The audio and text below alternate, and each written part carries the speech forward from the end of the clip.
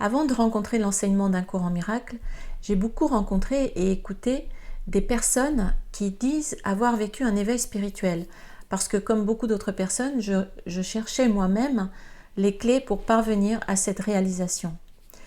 Certaines choses sur ce parcours m'ont aidé, mais d'autres n'ont fait qu'augmenter la confusion et finalement ma déception et une perte de temps. Une des choses qui me perturbait beaucoup, c'est une constante qu'il y avait et qu'il y a toujours à proposer un exercice qu'on aurait pu appeler l'exercice accueillir la souffrance.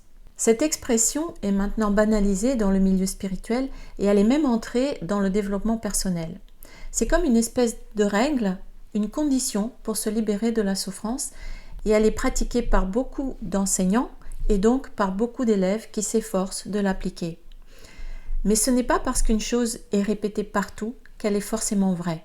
J'ai fini par remarquer que ce genre de travail peut fonctionner pour un temps, c'est-à-dire que ça peut apporter un soulagement sur le moment, encore que ce n'est pas systématique, mais que rien n'est réglé en réalité, parce qu'on ne fait que s'occuper de l'effet et non de la cause.